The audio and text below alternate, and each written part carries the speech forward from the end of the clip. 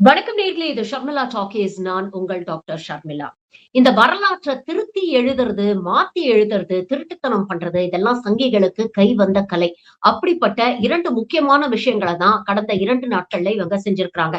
முதல் வேலை என்ன பண்ணியிருக்கிறாங்க அப்படின்னு பார்த்தீங்கன்னா, வீர சாவர்கருக்கு அந்தமான்ல ஒரு மிகப்பெரிய சிலையை எழுப்பியிருக்கிறார்கள். பாஜக தரப்பு சொல்லக்கூடிய வெர்ஷன், இந்துத்துவா தரப்பு சொல்லக்கூடிய வெர்ஷன் என்ன அப்படின்னு பார்த்தீங்கன்னா, வீர சாவர்கர் சுதந்திர போராட்ட தியாகி. சுதந்திர போராட்டத்துக்காக எந்தவித காம்ப்ரமைஸும் பண்ணாம களத்துல நின்னு ஆங்கிலேயருக்கு எதிராக போராடியவர். அப்படி போராடியவர தூக்கி அந்தமான் செல்லுலார் ஜெயில்ல 11 வருஷம் வச்சிருந்தாங்க. அங்க அவர் தீரா கஷ்டத்தை எல்லாம் அனுபவிச்சுட்டாரு. அதுக்கப்புறம் வெளியில வந்துதான் ஹிந்துத்துவா ஐகானா மாறினாரு. ஹிந்துத்துவாவுடைய ஒரு ஐடியாலஜிக்கல் ஃபாதராகவே இவர் மாறினாரு. அப்படிப்பட்ட ஒரு தியாகியை, ஒரு சுதந்திர போராட்ட தியாகியை தான் காங்கிரஸ் கட்சி தன்னுடைய முஸ்லிம் அப்பீஸ்மென்ட் பாலிடிக்ஸ்க்காக தவறாக சித்தரிக்கிறார்கள் அப்படின்னு சொல்லி இன்னைக்கு வீர சாவர்கருக்கு ஒரு சிலையை எழுப்பியிருக்கிறாங்க. ஆனா உண்மையிலேயே இவங்க சொல்லக்கூடிய இந்த வீர சாவர்கருக்கும் வீரத்துக்கும் சுத்தமா சம்பந்தம் இல்ல, ஸ்நான பிராப்தி கூட இல்ல அப்படிங்கிறது தான் உண்மை. அது வரலாற்று தரவுகள் மூலமாக நமக்கு தெளிவாக தெரியுது.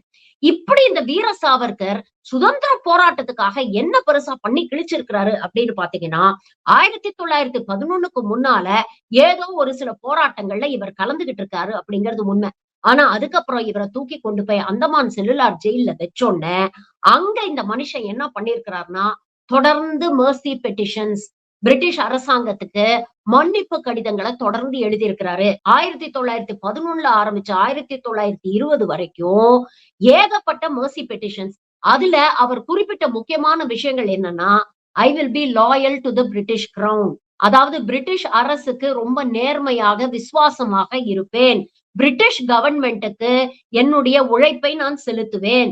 அதே மாதிரி என்ன நீங்க மன்னிச்சு விடுதலை பண்ணிட்டீங்கன்னா, இதுக்கு மேல எந்த விதமான சுதந்திர போராட்டத்திலையும் நான் பங்கெடுக்க மாட்டேன் அப்படின்னு இந்த வீர சாவர்கர் தொடர்ந்து மன்னிப்பு கடிதம் எழுதி கொடுத்ததுதான் வரலாறு. இது டாக்குமெண்டட் எவிடன்ஸ்.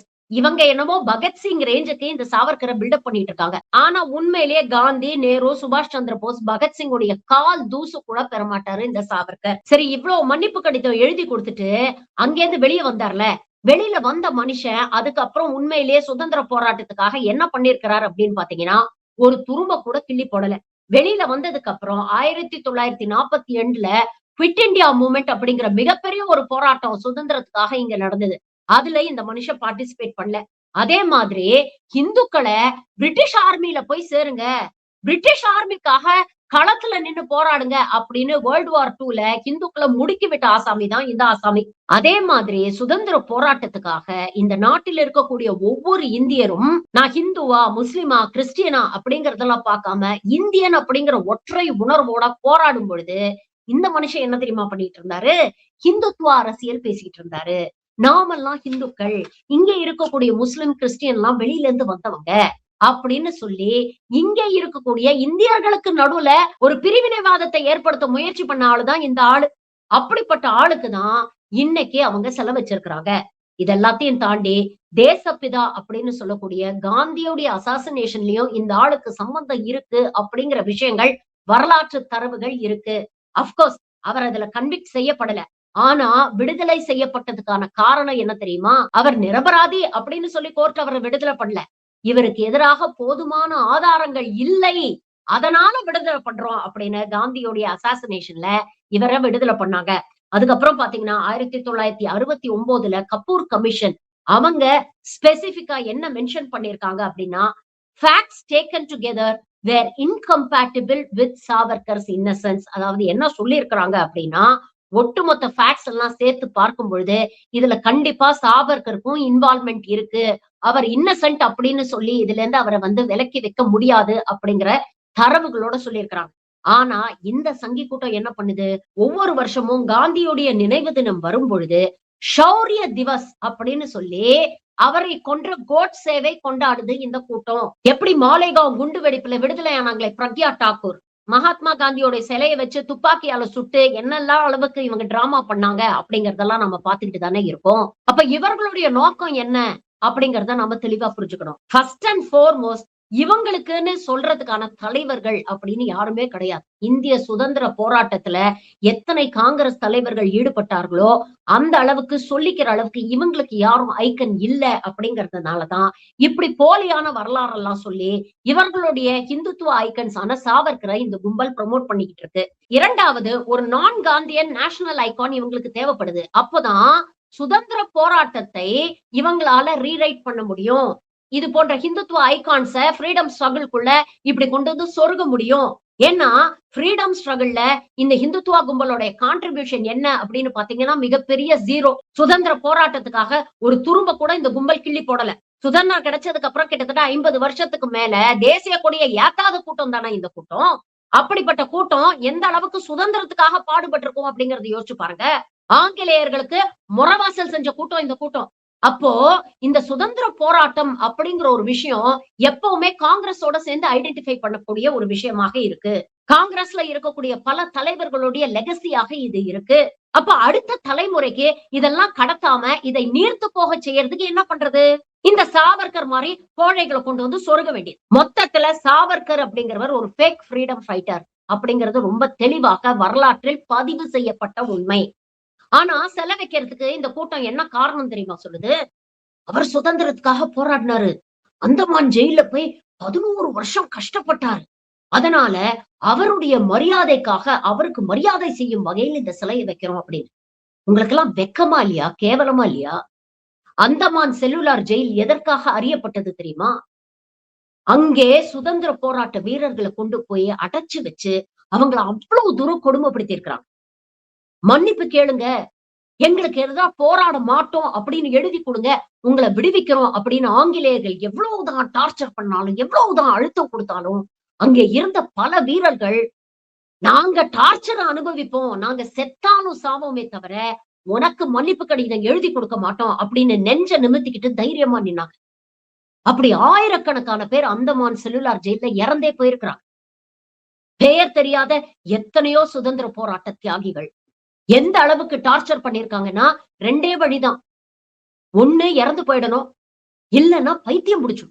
அப்படி பல பேர் பைத்தியம் பிடிச்சு இறந்து போயிருக்கிறாங்க, பல பேர் டார்ச்சர் தாங்காம இறந்து போயிருக்கிறாங்க. ஆனா ஒருத்தர் கூட என்ன மன்னிச்சிடுங்க, உங்களுக்கு விசுவாசமான நாயா உங்க காலை சுத்தி நாங்க வருவோம் அப்படின்னு ஒருத்தர் கூட மன்னிப்பு கடிதம் எழுதி கொடுக்கல.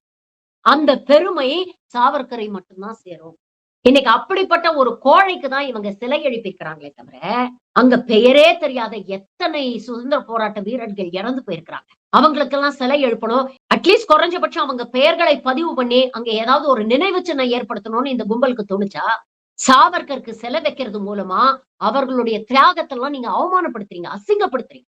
இத்தனை சுதந்திர போராட்ட வீரர்களுடைய ரெசிலியன்ஸுக்கும் அவங்களுடைய தைரியத்துக்கும் பிரிட்டிஷை எதிர்த்து எந்த காம்ப்ரமைஸும் இல்லாம களத்துல நின்னதுக்கும் ஆன அடையாளம் தான் அந்த அந்தமான் செல்லுலார் ஜெயில்.